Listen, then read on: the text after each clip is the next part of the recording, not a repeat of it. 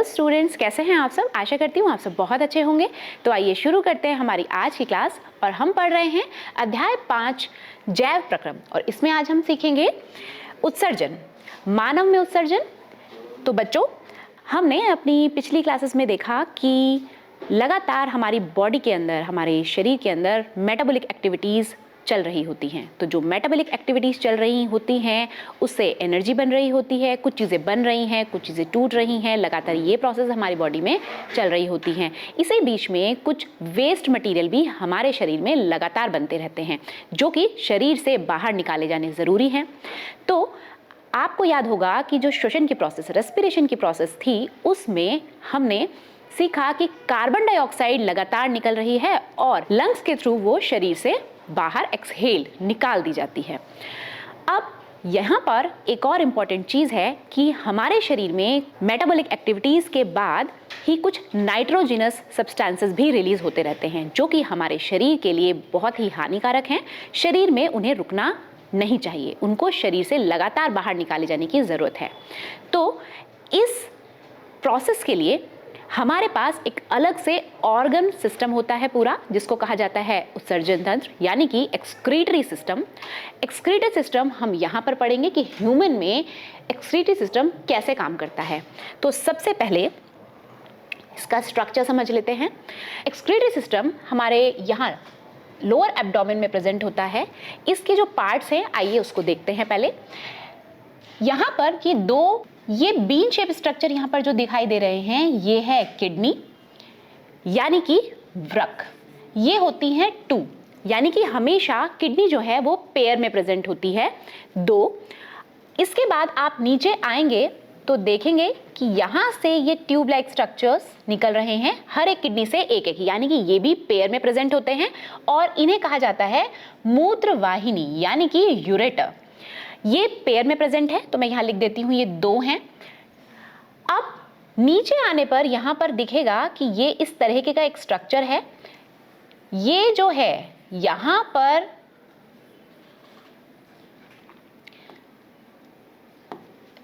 इसको कहा जाता है मूत्राशय यानी कि ब्लैडर।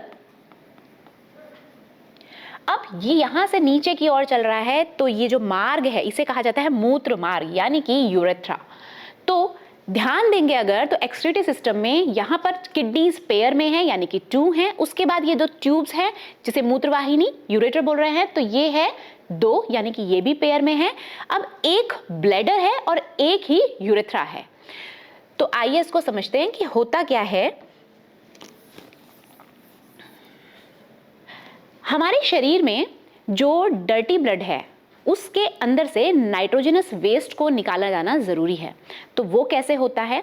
सबसे पहले यहाँ से बाईवृक्क धमनी यानी कि जो रीनल आर्टरी है वो क्या करती है, सबसे पहले जो डर्टी ब्लड है, वो वैसा ब्लड जिसमें कि नाइट्रोजनस वेस्ट प्रेजेंट है, वो ब्लड यहाँ से बाईवृक्क धमनी से किडनी तक पहुंचाया जाता है। अब किडनी में पहुंचाने के बाद इस किडनी के अंदर वो गंदा ब्लड जब जाता है तो यहाँ पर इसकी क्लीनिंग होती है। इसमें से नाइट्रोजनस वेस्ट को अलग कर दिया जाता है और जो साफ ब्लड है वो यहाँ, ये जो दिख रहा है आपको ब्लू कलर से, इसके थ्रू यानी कि बाईवृक्क शिरा के थ्रू ये वापस ले जाया जा रहा होता है शरीर में। तो किडनी एक तरीके का फिल्ट्रेशन ऑर्गन है हमारे शरीर के अंदर, जिसमें कि गंदे ब्लड को लाया जा रहा है। वहां पे उस ब्लड में से नाइट्रोजनस वेस्ट यानी कि जो भी वेस्ट मटेरियल है उसको सेपरेट किया जा रहा है और साफ ब्लड को वापस शरीर में पहुंचाया जा रहा होता है। तो इसका मतलब ये हुआ कि किडनी के अंदर कुछ ऐसा स्पेशल है जिससे कि क्लीनिंग पॉसिबल है। ये हम समझेंगे आगे, लेकिन यहाँ पर ध्यान दीजिए कि जब ये साफ ब्लड वापस बॉडी में ले जाया जा रहा है तो जो किडनी में वेस्ट मटेरियल यानी कि जो वेस्ट ब्लड है वो उसका क्या होता है, यहाँ पर जब आप देखेंगे ये जो ट्यूब्स दिख रही हैं, यहाँ से इस खराब ब्लड को यानी कि यूरिन को बाहर की ओर बॉडी से फ्लश करने का एक सिस्टम दिया गया है। ये ट्यूब्स इसको कैरी करती हैं और पहुंचा देती हैं मूत्राशय यानी कि ब्लैडर के अंदर। अब यहाँ पर ये स्टोर रहता है और टाइम टू टाइम बॉडी से बाहर मूत्र मार्ग के द्वारा निकाल दिया जाता है। तो किडनी तक पहले गंदा ब्लड लाया जा रहा है, वहां पर हो रही है इसकी क्लीनिंग, इसमें से जो टॉक्सिक सब्सटेंसेस है उनको अलग कर लिया जा रहा है, साफ ब्लड को वापस बॉडी में पहुंचाया जा रहा है। अब वो जो टॉक्सिक सब्सटेंसेस यहाँ से कलेक्ट हुए हैं उनको बॉडी से बाहर फ्लश आउट कर दिया जा रहा है। अब हमने समझा कि जो एक्सक्रीटरी सिस्टम है ये कैसे काम करता है, इसमें इंपॉर्टेंट रोल कौन प्ले कर रहा है। ये 4 नाम हैं, आपको याद करने होंगे। अब हम देखते हैं कि किडनी में ऐसा क्या है जिसकी वजह से ये इतने सही ढंग से फिल्ट्रेशन का काम कर पा रही होती हैं। किडनीज अगर हम ध्यान देंगे तो ये बीन शेप स्ट्रक्चर हमने देखा कि ये किडनीज हैं। अब किडनी में कुछ तो ऐसा है जो कि ये फिल्ट्रेशन का काम अच्छे से कर पा रहा है, तो वो क्या है?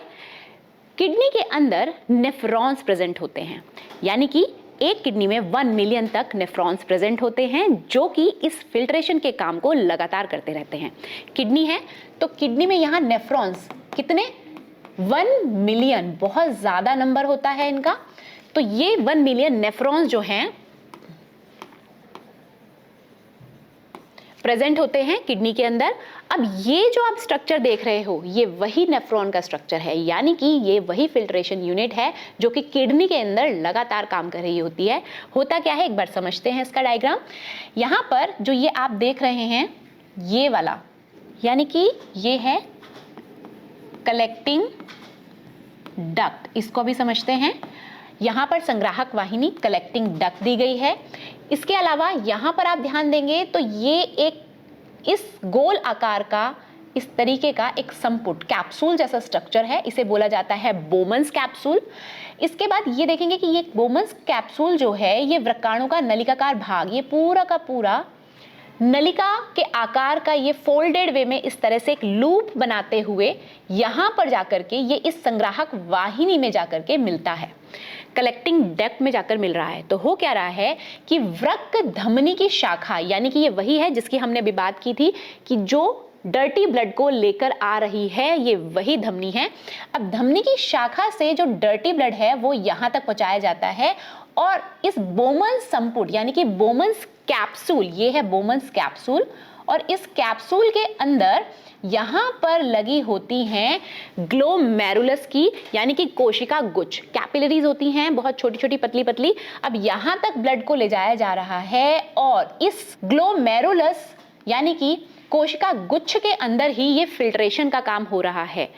यानी कि कहाँ पर हो रहा है मेन फिल्ट्रेशन का काम? ये है बोमन्स कैप्सूल्स के अंदर ग्लोमेरुलस में।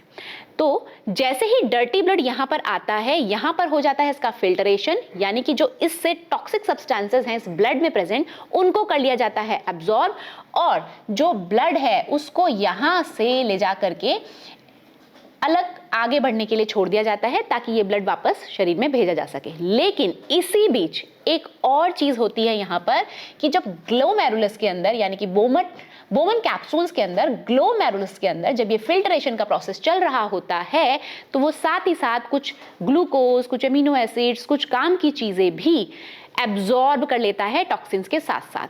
तब ब्लड को यहां से वापस जाते हुए ही इस वक्राणु नलिकाकार भाग से लिपट करके वापस से रीअब्सॉर्प्शन करना पड़ता है, यानी कि वापस से अपने जो न्यूट्रिएंट्स हैं जो कि गलती से टॉक्सिन्स के साथ चले गए हैं उनको वापस रीअब्सॉर्प्शन की जरूरत पड़ती है। फिर ये ब्लड इसको वापस से रीअब्सॉर्ब करता है। तो यहाँ पर जो ये इस तरीके से एरोज बनाए गए हैं ये यही दिखा रहे हैं कि रीअब्सॉर्प्शन की प्रोसेस कैसे यहाँ पर होती है।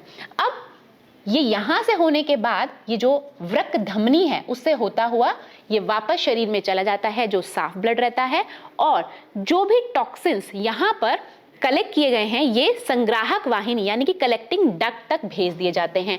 अब ये कलेक्टिंग डक्ट कहाँ जाएगी? ये जाएगी यूरेटर में, यूरेटर से यूरिनरी ब्लैडर में, और उसके बाद ये बॉडी से फ्लश आउट हो जाएगी यूरेथ्रा के थ्रू। तो ऐसे करके ये एक्सक्रीशन की प्रोसेस यानी कि जो मेटाबॉलिक वेस्ट हैं उनको बॉडी से फ्लश आउट कर दिया जाता है with the help of excretory system. तो एक्सक्रीटरी सिस्टम में हमने सीखा कि पहले तो पूरा का पूरा एक्सक्रीटरी सिस्टम, यानी कि इसमें आ जाती है किडनी, इसमें आ जाता है यूरेटर, ब्लैडर एंड यूरेथ्रा। उसके बाद जो किडनी का स्ट्रक्चर है वो कैसे काम करता है, किडनी के अंदर होते हैं नेफ्रॉन्स। नेफ्रॉन का स्ट्रक्चर यहाँ दिया गया है जिसमें कि बोमन्स कैप्सूल ग्लोमेरुलस के अंदर फिल्ट्रेशन का काम हो रहा है और उसके बाद यहाँ पर कलेक्टिंग डक्ट में यूरिन को भेजा जा रहा है।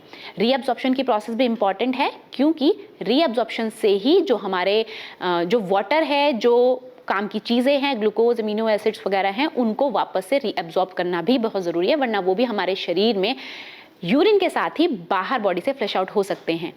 तो हमने जाना कि कैसे एक्सक्रीशन की प्रोसेस यहाँ पर किडनी में काम कर रही होती है। कृत्रिम वृक्क यानी कि आर्टिफिशियल किडनीज।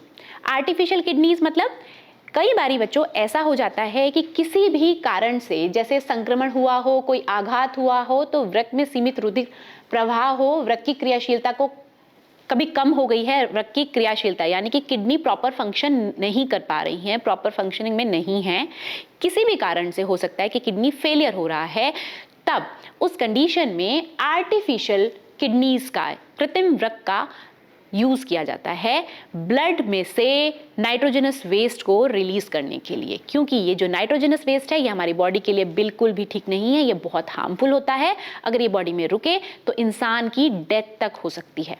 तो ये नाइट्रोजनस वेस्ट को सेपरेट करने का काम, फिल्टर करने का काम आर्टिफिशियल किडनी से भी किया जाता है। यहाँ पे डायग्राम में आप देखें, यहाँ पर ये दिया गया है अपोहन के लिए ताजा विलयन, अपोहन के बाद विलयन तथा अतिरिक्त लवण, अपोहन विलयन। ये कैसे काम करता है आइए सीखते हैं इसको। कृत्रिम वृक्क बहुत सी अर्धपारगम्य अस्तर वाली नलिकाओं से युक्त होता है, यानी कि सेमी परमिएबल मेम्ब्रेन से युक्त होती हैं। जो ये कृत्रिम किडनी है, जो आर्टिफिशियल किडनीज हैं, ये सेमी परमिएबल मेम्ब्रेन वाली जो ट्यूब्स हैं उससे बनी होती हैं। अब सेमी परमिएबल मेम्ब्रेन है यहाँ पर, तो यहाँ पर एक फ्लूइड जो कि सिमिलर टू ब्लड है, जो कि ब्लड जैसा ही होता है, उसके साथ यहाँ डर्टी ब्लड को फ्यूज किया जाता है। अब क्या होता है, यहाँ हो जाती है ऑस्मोसिस की प्रोसेस, यानी कि यहाँ पे जो इम्प्योरिटीज हैं वो निकल कर इस फ्लूइड में चली जाती हैं और जो ब्लड है वो हो जाता है प्यूरिफाई। शुद्धिकृत रुधिर वापस रोगी के शरीर में पंपित कर दिया जाता है। अब जो फ्रेश ब्लड है जो कि प्योर किया जा चुका है वो वापस से रोगी के शरीर में डाल दिया जाता है। ये वृक्क के कार्य के समान है। अब जो आर्टिफिशियल किडनी है वो बिल्कुल नेचुरल किडनी की तरह ही काम कर रही होती है, लेकिन फर्क क्या है कि इस प्रोसेस में रीअब्जॉर्प्शन की प्रोसेस नहीं होती है। हमारे शरीर में लगातार रीअब्जॉर्प्शन की प्रोसेस हो रही है, जो कि अभी हमने डिस्कस किया कि उसमें क्या रहता है कि जो एक्सेस वाटर है, जो काम की चीज़ें, जो कुछ ग्लूकोज है, कुछ प्रोटीन, एमिनो एसिड्स है, जो कि हमारे लिए काम की चीज़ें हैं, वो रीअब्जॉर्ब कर ली जा रही थी कलेक्टिंग डक्ट में यूरिन जाने से पहले। तो वो प्रोसेस यहाँ एक नहीं चल रहा होता है। इसको एक बार पढ़ लेते हैं। शुद्धिकृत रुधिर वापस रोगी के शरीर में पंपित कर दिया जाता है, वृक्क के कार्य के समान है, लेकिन एक अंतर है कि इसमें कोई पुनर्वशोषण नहीं है। प्रायः एक स्वस्थ वयस्क में प्रतिदिन 180 लीटर आरंभिक निस्संदन वृक्क में होता है। यद्यपि एक दिन में उत्सर्जित मूत्र का आयतन वास्तव में 1 या 2 लीटर है, क्योंकि प्रत्येक शेष निस्संदन वृक्क नलिकाओं में पुनर्वशोषित रीअब्जॉर्ब हो जाता है। यानी कि 180 लीटर तक फिल्ट्रेट था, लेकिन बॉडी से फ्लश आउट कितना हुआ? ओनली 1 और 2 लीटर। तो 180 लीटर से 1 और 2 लीटर पे आ गए हम, तो बाकी कहाँ गया? बाकी जो है वो सारा का सारा पानी और कुछ जो इंपॉर्टेंट चीज़ें थी वो रीअब्जॉर्ब कर ली जाती हैं। तो यहाँ जो आर्टिफिशियल किडनी है और जो हमारी नॉर्मल किडनी है उसमें यही एक डिफरेंस होता है कि रीअब्जॉर्प्शन की प्रोसेस नहीं होती है। लेकिन अच्छी बात यह है कि जो आर्टिफिशियल किडनीज हैं वो किडनी फेलियर के टाइम पे काफ़ी समय तक मदद कर पाती हैं टॉक्सिक सब्सटेंस को रिलीज होने के लिए, बॉडी से बाहर रिलीज होने के लिए। तो बच्चों आज की क्लास में बस इतना ही। मिलेंगे अपनी नेक्स्ट क्लास में, तब तक के लिए टेक केयर।